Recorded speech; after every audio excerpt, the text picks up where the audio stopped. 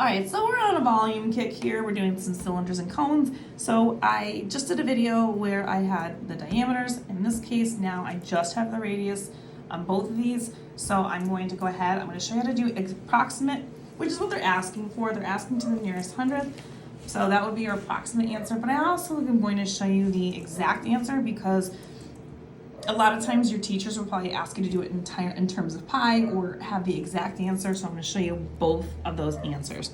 So we will start off with the formula for volume, which is pi r squared times height. That's our cylinder.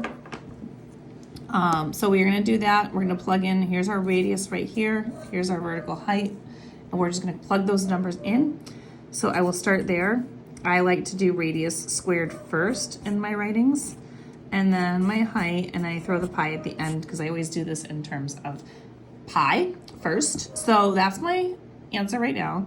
I'm going to bring it down here to the next step, which is 7 times 7, or 49. Multiply that by 10, and then pi. 49 times 10 is 490, and then that's just pi. It's going to be yards cubed.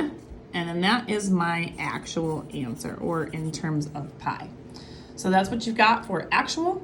And then all I'm going to do for the approximate answer is to take that 490.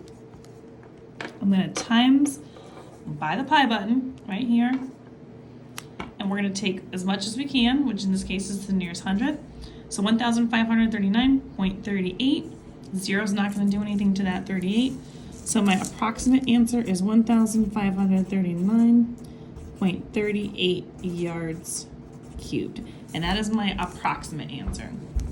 Moving down to cones, same formula as a cylinder, only difference, pi r squared times height, is that we divide by 3.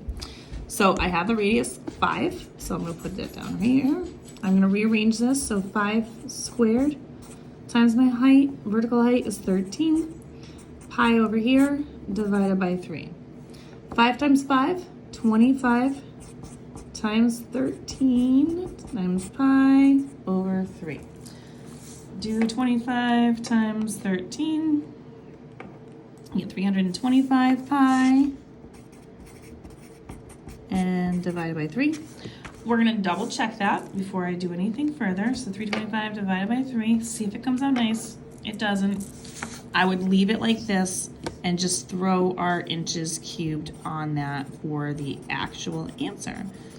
If you wanted to, you could round, not round, but you could put the decimal. So you could put 108.3 with a line over it, indicating that it is a repeating decimal. That would be fine as well. If I was being, if I was your teacher, I would do that and then say that's okay.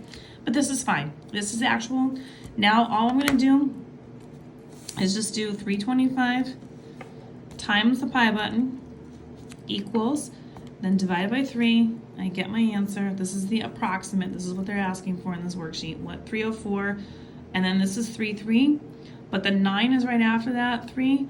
That's going to push this up to a 4. So this should be 340.34. And that's what my finalized approximate answer should be. And that's going to be in inches cubed. So that's the approximate. And if you want more questions like these, find them on my YouTube, Instagram, and TikTok at YouWantAlgebra. Locate these under the volume questions.